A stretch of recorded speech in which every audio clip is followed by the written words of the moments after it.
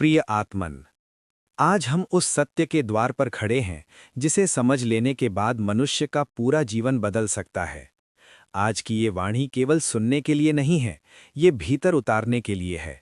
ये शब्दों का संग्रह नहीं, ये अनुभव का निमंत्रण है। भगवान बुद्ध की एक अत्यंत गहरी वाणी है। जिसने अपने मन पर विजय पा ली, उसने दुनिया पर विजय पा ली। प्रिय आत्मन, इस एक वाक्य में पूरा जीवन छिपा है।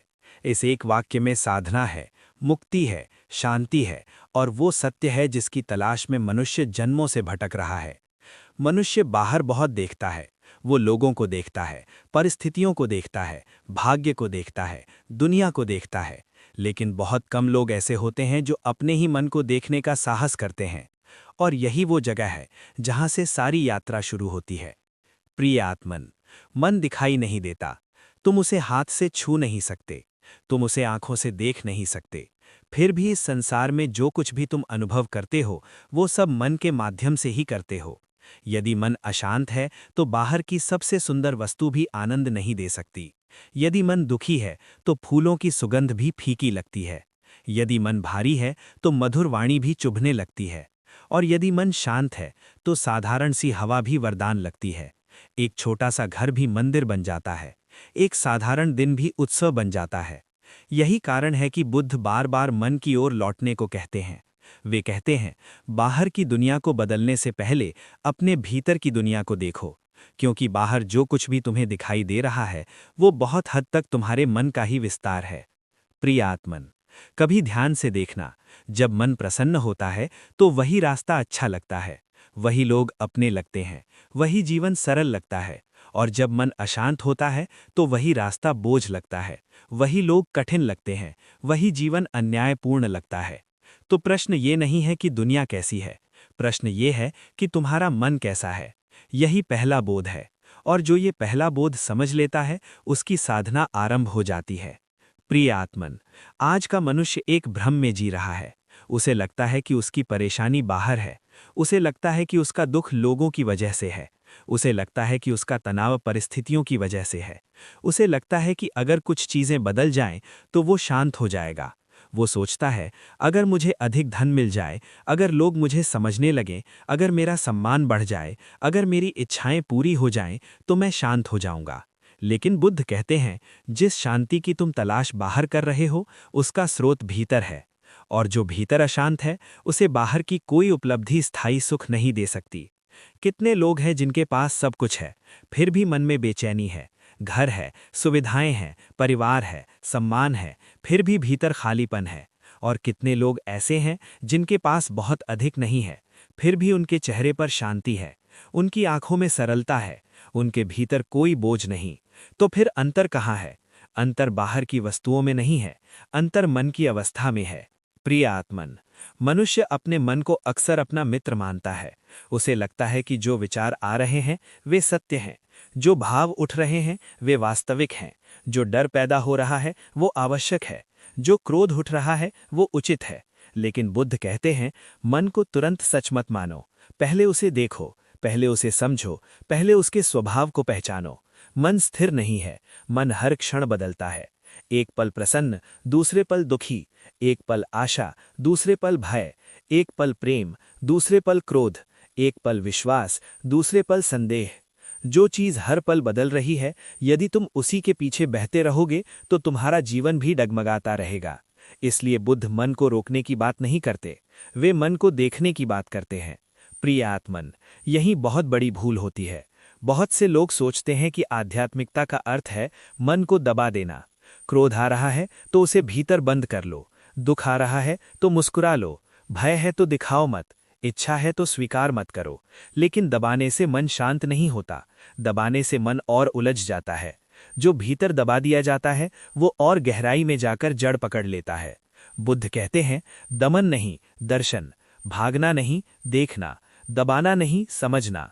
जब क्रोध उठे तो पहले उसे देखो, तुरंत प्रतिक्रिया मत दो, तुरंत शब्द मत बोलो, तुरंत निर्णय मत लो, बस देखो कि भीतर क्या हो रहा है। जब लोभ उठे तो उसे पहचानो, देखो कि मन किस कमी से भाग रहा है, देखो कि वो क्या पकड़ना चाहता है, देखो कि वो क्यों कह रहा है और चाहिए, और चाहिए, और चाहिए। जब भय उठे तो उससे मत भागो, उसके सामने कुछ क्षण बैठो, देखो कि भय किस कल्पना से पैदा हो रहा है। अक्सर भय वास्तविकता से नहीं, कल्पना से जन्म लेता है। प्रिय आत्मन, मन को देखने वाला मनुष्य धीरे धीरे बदलने लगता है। प्रिय आत्मन, आज हम उस साधना के अगले चरण में प्रवेश कर रहे हैं जहां मन को केवल समझना ही नहीं बल्कि उसकी चालों को पहचानना भी आवश्यक हो जाता है। पहले भाग में हमने यह जाना कि मन ही सुख और दुख का मूल कारण है, मन ही बंधन है और मन ही मुक्ति का द्वार है। हमने यह भी समझा कि बाहर की दुनिया से पहले भीतर की दुनिया को देखना जरूरी है, क्योंकि जब तक मन अशांत है तब तक संसार का कोई भी सुख स्थायी शांति नहीं दे सकता। आज हम उसी यात्रा को आगे बढ़ाते हुए यह समझने का प्रयास करेंगे कि मन हमें कैसे चलाता है, मन की सबसे गहरी पकड़ किन रूपों में हमारे जीवन पर छाई रहती है, और क्यों भगवान बुद्ध बार बार हमें भीतर लौटने, देखने, रुकने और जागने का आह्वान करते हैं।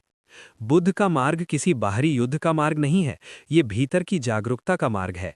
और इस मार्ग पर सबसे पहले हमें अपने मन के उन रूपों को पहचानना पड़ता है जो हमें बार बार भटकाते हैं, हमें दुख की ओर ले जाते हैं और हमें स्वयं से दूर कर देते हैं। प्रिय आत्मन, मन बहुत सूक्ष्म है। वो हमेशा किसी न किसी रूप में सक्रिय रहता है।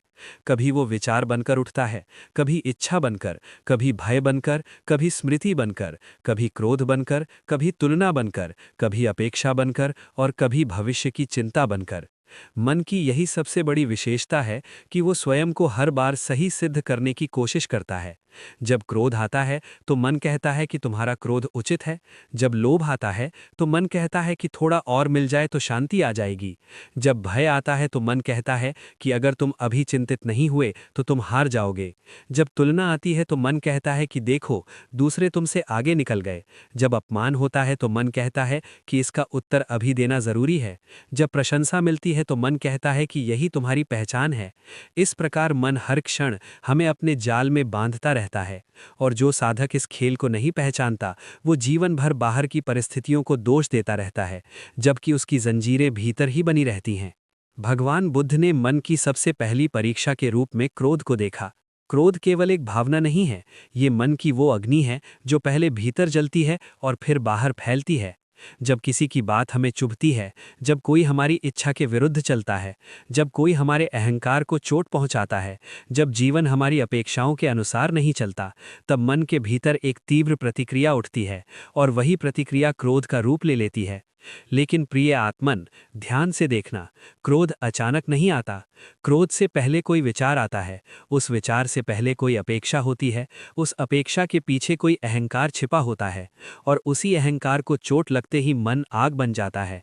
इसलिए बुद्ध केवल इतना नहीं कहते कि क्रोध मत करो, वे कहते हैं कि क्रोध को उसके मूल में पहचानो। जब भीतर गर्मी उठे, जब सांस भारी हो जाए, जब शब्द तेज होने लगे, जब मन तुरंत उत्तर देना चाहे, तब समझ जाओ कि तुम्हारे भीतर क्रोध का बीज सक्रिय हो गया है। यदि उस क्षण तुम रुक गए, यदि उस क्षण तुमने मौन को चुना, यदि उस क्षण तुमने श्वास को देखा, तो वही क्षण तुम्हारी विजय का क्षण बन सकता है। प्रिय आत्मन, क्रोध में बोला गया हर शब्द अक्सर बाद में पश्चाताप बनकर लौटता है। मन उस समय तुम्हें यह विश्वास दिलाता है कि तुम सही हो, लेकिन कुछ देर बाद वही मन तुम्हें दुख देता है, पछतावा देता है, बेचैनी देता है। यही मन की चाल है, वो पहले तुम्हें भड़काता है, फिर तुम्हें गिराता है और फिर तुम्हें उसी गिरावट का दुख भी देता है।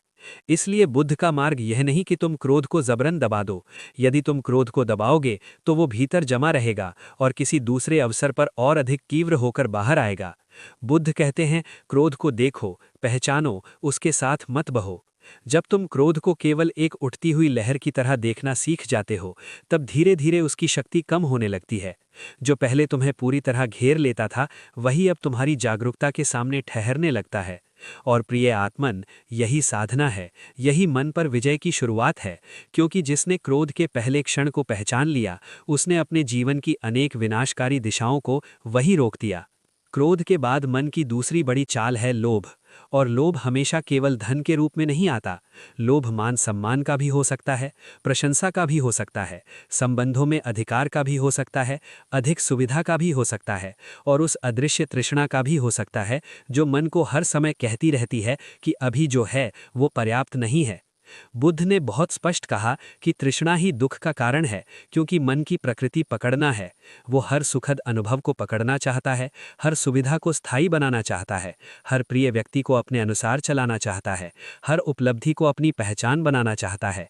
लेकिन संसार अनित्य है, हर चीज बदल रही है, हर अनुभव गुजर रहा है, हर संबंध अपने स्वभाव से परिवर्तनशील है, हर परिस्थिति क्षणभंगुर है। ऐसे में जब मन पकड़ बनाता है, तब वही पकड़ दुख बन जाती है। जिस चीज को तुमने पकड़ा है, उसके छूटने का भय तुम्हें परेशान करता है। जिस व्यक्ति से तुमने अपेक्षा बांधी है, उसकी दूरी तुम्हें दुख देती है।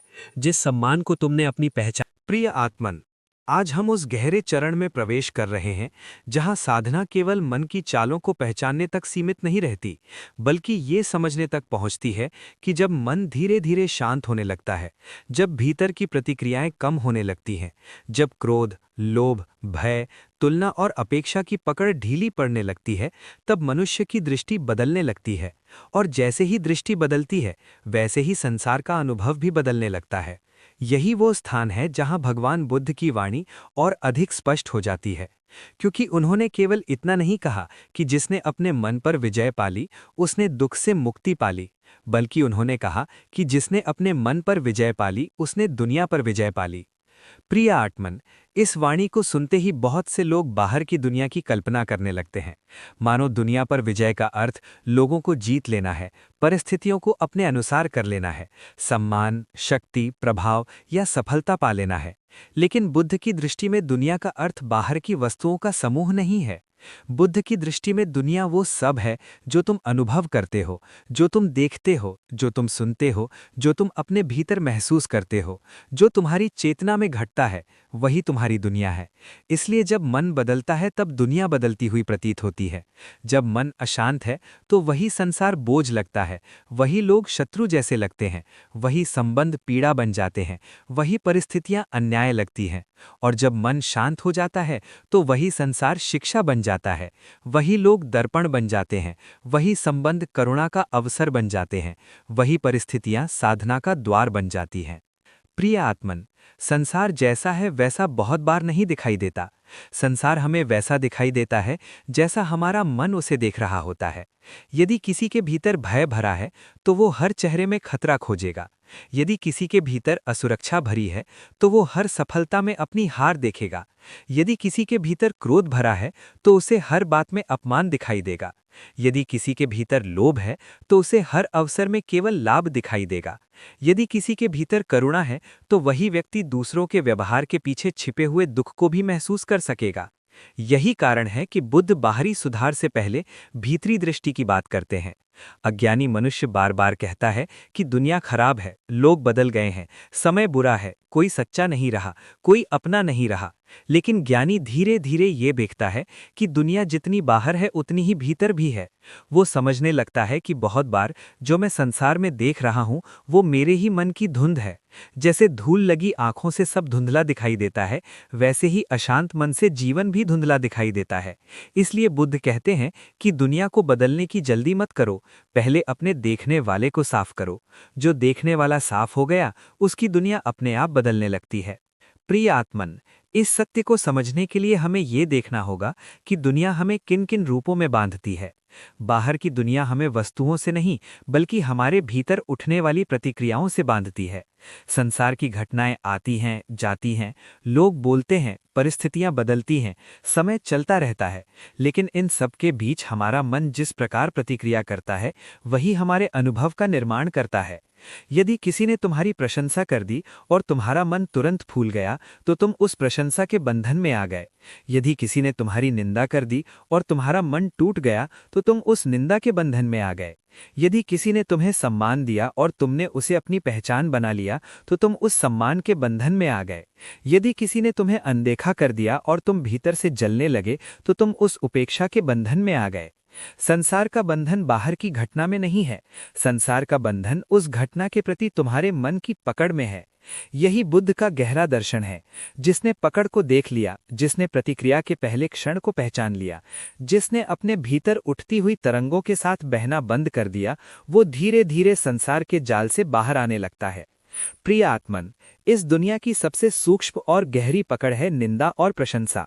मनुष्य का मन बहुत जल्दी इन दोनों के बीच झूलता रहता है। जब कोई हमारी प्रशंसा करता है तो हमें अच्छा लगता है।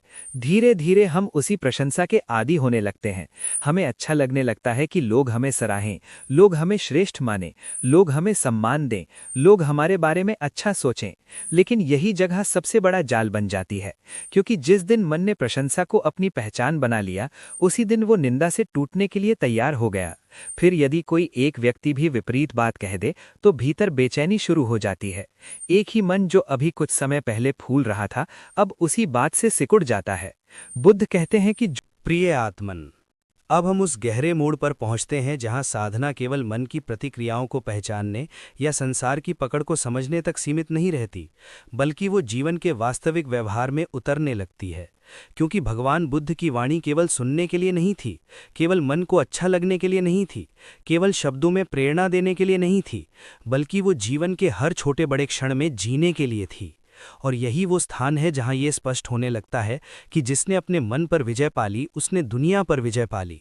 ये कोई कल्पना नहीं, ये कोई काव्य नहीं, ये कोई दूर की आध्यात्मिक बात नहीं, बल्कि ये हर दिन, हर संबंध, हर परिस्थिति, हर संघर्ष और हर निर्णय में घटने वाली सच्चाई है। जब तक साधना केवल विचारों में रहती है, तब तक मनुष्य को लगता है कि वो बहुत समझदार हो गया है। उसे लगता है कि वो शांत हो गया है। उसे लगता है कि अब वो जीवन को समझ चुका है। लेकिन जैसे ही जीवन कोई कठिन परिस्थिति सामने रखता है, जैसे ही कोई अपमान मिलता है, जैसे ही कोई अपना धोखा देता है, जैसे ही कोई अपेक्षा टूटती है, जैसे ही कोई प्रिय वस्तु छिनती है, जैसे ही कोई डर सामने आता है, तभी पता चलता है कि भीतर कितनी स्थिरता है और कितनी केवल कल्पना थी। इसलिए बुद्ध का मार्ग सैद्धांतिक नहीं है। बुद्ध का मार्ग अनुभव का मार्ग है, परीक्षा का मार्ग है, और उसी परीक्षा में सच्ची विजय दिखाई देती है। जो शांति केवल मौन कमरे में है, वो अभी पूर्ण नहीं। जो शांति भीड़ में भी बनी रहे, जो शांति अपमान में भी बनी रहे, जो शांति हानि में भी बनी रहे, जो शांति प्रशंसा में भी बहक ना जाए, जो शांति अकेलेपन में भी ना टूटे, वही धीरे धीरे उस विजय की ओर ले जाती है जिसके बारे में बुद्ध बोलते हैं। प्रिय आत्मन, जब साधना जीवन में उतरती है, तब सबसे पहले मनुष्य को ये देखना पड़ता है कि वो अपने दिन भर के व्यवहार में कितना सजग है। क्योंकि बहुत बार लोग बड़े बड़े आध्यात्मिक विचार सुन लेते हैं, बड़ी बड़ी बातें दोहरा लेते हैं, ध्यान के बारे में बोल लेते हैं, मन की शांति की बातें कर लेते हैं, लेकिन जैसे ही घर में कोई कुछ उल्टा कह देता है, वे टूट जाते हैं। जैसे ही कोई उनकी बात नहीं मानता, वे क्रोधित हो जाते हैं। जैसे ही कोई उनके महत्व को नहीं पहचानता, वे भीतर से दुखी हो जाते हैं। जैसे ही कोई उनसे आगे निकलता हुआ दिखता है, उनके भीतर तुलना शुरू हो जाती है। इसका अर्थ ये नहीं कि वे बुरे हैं, बल्कि इसका अर्थ ये है कि अभी साधना शब्दों से जीवन तक नहीं पहुंची। बुद्ध का संदेश यही है कि साधना को अपने छोटे छोटे व्यवहार में उतारो। जब कोई तुम्हारी बात काट दे, तब अपने भीतर उठती हुई बेचैनी को देखो। जब कोई तुम्हें नज़रअंदाज कर दे, तब अपने भीतर उठती हुई कमी की भावना को देखो। जब कोई तुम्हारी मेहनत का श्रेय ले ले, तब अपने भीतर उठते हुए क्रोध को देखो। जब कोई तुम्हें गलत समझ ले, तब अपने भीतर उठती हुई सफाई देने की तीव्र इच्छा को देखो। इन छोटे क्षणों में जो जागरूकता आती है, वही आगे चलकर बड़े तूफानों में भी तुम्हारा सहारा बनती है। जिसने छोटे छोटे क्षणों में स्वयं को देखना सीख लिया, वो बड़े क्षणों में स्वयं को खोने से बच सकता है। यही संसार पर विजय की व्यावहारिक शुरुआत है। प्रिय आत्मन, संसार हमें अक्सर दो दिशाओं में खींचता है। एक दिशा है प्रतिक्रिया की, दूसरी दिशा है प्रमाण की। प्रतिक्रिया का अर्थ है कि जो हुआ उसके जवाब में तुरंत कुछ करना, तुरंत कुछ कहना, तुरंत कुछ साबित करना, तुरंत किसी को गलत ठहराना, तुरंत अपने पक्ष को बचाना। प्रमाण का अर्थ है कि हम हर समय ये साबित करते रहें कि हम सही हैं, हम अच्छे हैं, हम योग्य हैं, हम सम्मान के पात्र हैं, हम दूसरों से कम नहीं हैं। यही दो धाराएं मनुष्य की बहुत ऊर्जा खा जाती हैं। वो बाहर से सामान्य दिखता है, लेकिन भीतर वो हर समय किसी अदृश्य युद्ध में लगा रहता है। कभी वो लोगों की राय से लड़ रहा है, कभी अपनी तुलना से, कभी अपने पुराने घावों से, कभी भविष्य की आशंकाओं से। बुद्ध कहते हैं कि जब तक तुम इस अदृश्य युद्ध को नहीं देखोगे, तब तक तुम्हें शांति केवल कल्पना लगेगी।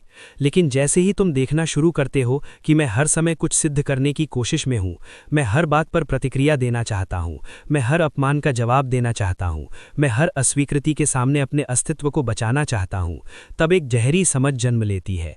तब धीरे धीरे ये स्पष्ट होने लगता है कि दुनिया का बहुत बड़ा संघर्ष बाहर नहीं, भीतर चल रहा है। और जिस दिन ये भीतर का संघर्ष कम होने लगता है उसी दिन बाहर की दुनिया भी कम शत्रु जैसी लगने लगती है, क्योंकि अब तुम हर व्यक्ति को अपनी पहचान के लिए खतरा नहीं मानते, हर परिस्थिति को अपने सम्मान पर हमला नहीं मानते, हर हानि को अपने अस्तित्व का अंत नहीं मानते। यही वो जगह है जहां मन हल्का होने लगता है। प्रिय आत्मन, भगवान बुद्ध ने बार बार मध्यम मार्ग की बात की, और ये मध्यम मार्ग केवल भोजन, वाणी या आचरण तक सीमित नहीं है, ये मन की प्रतिक्रियाओं पर भी लागू होता है। बहुत से लोग साधना के नाम पर दबाव बना लेते हैं। वे सोचते हैं कि अब मुझे कभी क्रोध नहीं आना चाहिए, कभी दुख नहीं होना चाहिए, कभी डर नहीं होना चाहिए, कभी इच्छा नहीं उठनी चाहिए। फिर जैसे ही मन में कोई पुरानी प्रवृत्ति उठती है वे स्वयं से निराश हो जाते हैं, स्वयं को दोष देने लगते हैं, स्वयं को अयोग्य मानने लगते हैं। लेकिन बुद्ध का मार्ग ये नहीं कहता कि तुम एक ही दिन में पत्थर बन जाओ, बल्कि बुद्ध का मार्ग कहता है कि तुम जागरूक बनो। क्रोध आए उसे देखो, दुख आए उसे देखो, भय आए उसे देखो, इच्छा आए उसे देखो, तुलना उठे उसे देखो। ये देखना ही परिवर्तन की शुरुआत है। जो देखा जाता है वो धीरे धीरे अपनी शक्ति खोता है, जो अंधेरे में छिपा रहता है वही मजबूत बना रहता है। इसीलिए जब साधक अपने भीतर की अशांति को बिना भागे देखना सीखता है तब धीरे धीरे वो उससे मुक्त होने लगता है। यही कारण है कि संसार पर विजय कोई अचानक होने वाली घटना नहीं, ये छोटे छोटे क्षणों में, छोटे छोटे निरीक्षणों में, छोटे छोटे संयमों में, छोटे छोटे मौनों में बनती है। आज तुम एक अपमान पर कम प्रतिक्रिया करते हो, कल एक अपेक्षा टूटने पर थोड़ा अधिक स्थिर रहते हो, परसों एक डर के सामने भागने के बजाय उसे देखते हो। यही क्रम धीरे धीरे भीतर की शक्ति बनाता है। प्रिय आत्मन, जीवन में एक समय ऐसा आता है जब मनुष्य को ये चुनना पड़ता है कि वो शांति चाहता है या वो हमेशा सही दिखना चाहता है। ये चुनाव बहुत सूक्ष्म है, क्योंकि बाहर से दोनों एक जैसे लग सकते हैं। कोई व्यक्ति कह सकता है कि मैं तो बस सत्य के लिए बोल रहा हूँ, लेकिन भीतर वो अपने अहंकार को बचा रहा होता है। कोई कह सकता है कि मैं न्याय चाहता हूँ, लेकिन भीतर वो बदला चाहता होता है। कोई कह सकता है कि मैं अपनी बात स्पष्ट कर रहा हूँ, लेकिन भीतर वो केवल जीतना चाहता होता है। बुद्ध की साधना हमें यही सूक्ष्मता सिखाती है कि अपने ही इरादों को परखो। जब तुम बोलो तो देखो कि क्या मैं शांति से बोल रहा हूं या प्रतिक्रिया से। जब तुम मौन रहो तो देखो कि क्या मैं समझदारी से मौन हूं या डर से। जब तुम किसी को क्षमा करो तो देखो कि क्या ये सचमुच करुणा है या केवल दिखावा। जब तुम किसी से दूरी बनाओ तो देखो कि क्या ये सजगता है या भीतर का क्रोध। इन छोटे क्षणों में जो जागरूकता आती है वही आगे चलकर बड़े तूफानों में भी तुम्हारा सहारा बनती है। जिसने छोटे छोटे क्षणों में स्वयं को देखना सीख लिया वो बड़े क्षणों में स्वयं को खोने से बच सकता है। यही संसार पर विजय की व्यावहारिक शुरुआत है। प्रिय आत्मन, संसार हमें अक्सर दो दिशाओं में खींचता है। एक दिशा है प्रतिक्रिया की, दूसरी दिशा है प्रमाण की। प्रतिक्रिया का अर्थ है कि जो हुआ उसके जवाब में तुरंत कुछ करना, तुरंत कुछ कहना, तुरंत कुछ साबित करना, तुरंत किसी को गलत ठहराना, तुरंत अपने पक्ष को बचाना। प्रमाण का अर्थ है कि हम हर समय ये साबित करते रहें कि हम सही हैं, हम अच्छे हैं, हम योग्य हैं, हम सम्मान के पात्र हैं, हम दूसरों से कम नहीं हैं। यही दो धाराएं मनुष्य की बहुत ऊर्जा खा जाती हैं। वो बाहर से सामान्य दिखता है, लेकिन भीतर वो हर समय किसी अदृश्य युद्ध में लगा रहता है। कभी वो लोगों की राय से लड़ रहा है, कभी अपनी तुलना से, कभी अपने पुराने घावों से, कभी भविष्य की आशंकाओं से। बुद्ध कहते हैं कि जब तक तुम इस अदृश्य युद्ध को नहीं देखोगे तब तक तुम्हें शांति केवल कल्पना लगेगी। लेकिन जैसे ही तुम देखना शुरू करते हो कि मैं हर समय कुछ सिद्ध करने की कोशिश में हूँ, मैं हर बात पर प्रतिक्रिया देना चाहता हूँ, मैं हर अपमान का जवाब देना चाहता हूँ, मैं हर अस्वीकृति के सामने अपने अस्तित्व को बचाना चाहता हूँ, तब एक गहरी समझ जन्म लेती है। तब धीरे धीरे ये स्पष्ट होने लगता है कि दुनिया का बहुत बड़ा संघर्ष बाहर नहीं, भीतर चल रहा है। और जिस दिन ये भीतर का संघर्ष कम होने लगता है उसी दिन बाहर की दुनिया भी कम शत्रु जैसी लगने लगती है, क्योंकि अब तुम हर व्यक्ति को अपनी पहचान के लिए खतरा नहीं मानते, हर परिस्थिति को अपने सम्मान पर हमला नहीं मानते, हर हानि को अपने अस्तित्व का अंत नहीं मानते। यही वो जगह है जहां मन हल्का होने लगता है। प्रिय आत्मन, भगवान बुद्ध ने बार बार मध्यम मार्ग की बात की, और ये मध्यम मार्ग केवल भोजन, वाणी या आचरण तक सीमित नहीं है, ये मन की प्रतिक्रियाओं पर भी लागू होता है।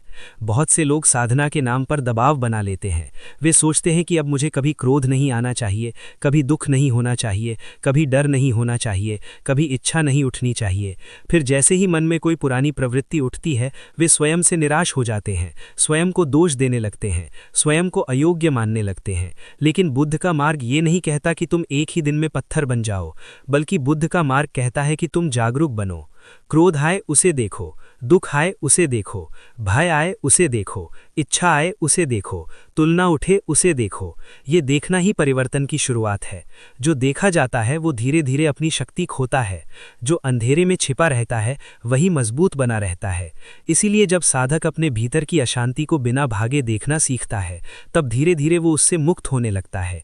यही कारण है कि संसार पर विजय कोई अचानक होने वाली घटना नहीं, ये छोटे छोटे क्षणों में, छोटे छोटे निरीक्षणों में, छोटे छोटे संयमों में, छोटे छोटे मौनों में बनती है। आज तुम एक अपमान पर कम प्रतिक्रिया करते हो, कल एक अपेक्षा टूटने पर थोड़ा अधिक स्थिर रहते हो, परसों एक डर के सामने भागने के बजाय उसे देखते हो। यही क्रम धीरे धीरे भीतर की शक्ति बनाता है। प्रिय आत्मन, जीवन में एक समय ऐसा आता है जब मनुष्य को ये चुनना पड़ता है कि वो शांति चाहता है या वो हमेशा सही दिखना चाहता है। ये चुनाव बहुत सूक्ष्म है, क्योंकि भगवान बुद्ध हमें ये सिखाते हैं कि इंसान की सबसे बड़ी ताकत बाहर की दुनिया को हराना नहीं, बल्कि अपने मन को संभालना है। जो अपने क्रोध, अपने डर, अपनी जल्दबाजी और अपनी गलत सोच पर काबू पा लेता है, वही असली जीत हासिल करता है। इसीलिए जीवन में अगर शांति चाहिए तो सबसे पहले अपने मन को समझना सीखिए, क्योंकि मन शांत होगा तो जीवन भी आसान लगने लगेगा। अगर आपको भगवान बुद्ध की ये सीख अच्छी लगी हो तो वीडियो को लाइक ज़रूर करें, चैनल को फॉलो या सब्सक्राइब करें और कमेंट में लिखें शांत मन सफल जीवन। अगली वीडियो में हम भगवान बुद्ध की एक और गहरी सीख के साथ मिलेंगे, जो आपके सोचने का तरीका बदल सकती है।